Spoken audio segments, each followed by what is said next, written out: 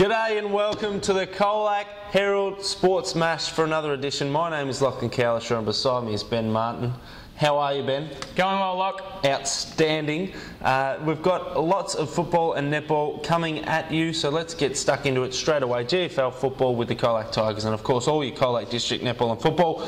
What is the football news, Ben? I'm going to kick it off with the CDFL football this week. Some pretty exciting results, I suppose. It's only round 2, but I'm getting excited already. South COLAC has bounced back after a round 1 loss. They defeated Illawarra Biak 23-14, 152 to 11-7-73 at Illawarra Recreation Reserve. Ben Cox kicked 8 goals, all in the first half for South COLAC, while Joel Menzies kicked 3 goals against his former side. The best players for South COLAC were Cox, Brendan Monaghan and Darren Oborn, while Jaden Angus kicked 3 goals in a best-on-ground performance for Illawarra Biak. The next game now, Western Eagles are undefeated after the second round. They've had 2 wins already and already equalled their wins record from last season, so a great job under Mark Carson in his second year. They defeated LV 18-12, 120 to 9-14-68 at Illawarra Recreation Reserve. Jake Reid and Mark Carson each kicked 4 goals for the Eagles, while Jake Thorne, Andrew Hodgson and Scott Harvey were the best players for the Eagles. For LV, Mitch Williamson backed up his 5 goals last week with 4 goals this weekend. Gee whiz. While Danny Allen, Hayden Hickey and Tyler Manane were the Swans' best in this one. A low-scoring game at Simpson here. Simpson defeated Birregurra 6-9, 45 to 4-4, 28 at Simpson Recreation Reserve, as I mentioned. Steve McCullum, Sean Guy and Jono Jennings all kicked 2 goals, while Jamie Barry, Jono Jennings and Luke Wheel were the Tigers' best in this one. For Birregurra, Lewis Melican, the young fella, kicked 2 goals, while Tom Stevenson, Lewis Melican himself and Jack Melican, his older brother, were among the Saints' best in this one. The next game now. Forest is 0-2 after the second round. Who would have thought that Western Eagles would be undefeated and the reigning premiers, Forest, would be winless, I suppose, after 2 rounds. Crazy. A lot of work to do for Justin Bliss and his men. COLAC Imperials won this match 14-8-92 to the Lions 7-14-56 at Western Oval. Tyson Finnegan and Tom O'Neill, the recruit there, kicked 3 goals for the Imps, while Andrew Scott, his younger brother Simon Scott and Finnegan were the Imps' best. For Forest, Ben Hood led the scoring with 2 goals, while Sean Calcedo, the skipper, Al Burrell and recruit Tony Gehring were the Lions' best players. We're going to get straight into Geelong Football League news now, crossing to the COLAC Tigers at Bisanella Oval, where unfortunately the COLAC Tigers did not have the best start.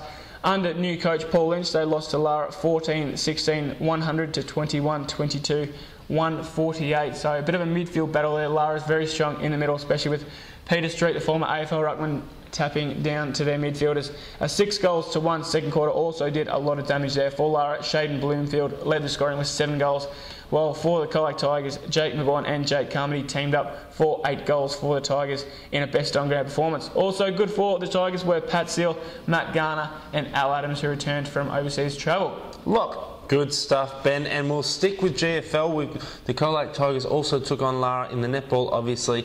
Unfortunately, it was a similar result.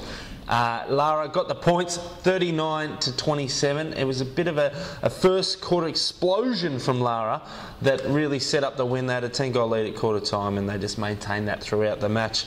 For COLAC, the goal scorers were Zoe Don with 16, Caitlin Hammond with 7 and Georgia Berry with 4, while the best players were recruit Chelsea Hillman, Talia Jeffries and Sarah Hay. So a bit of work there for the Tigers to do during the week before they take on Newtown and Chilwell this weekend.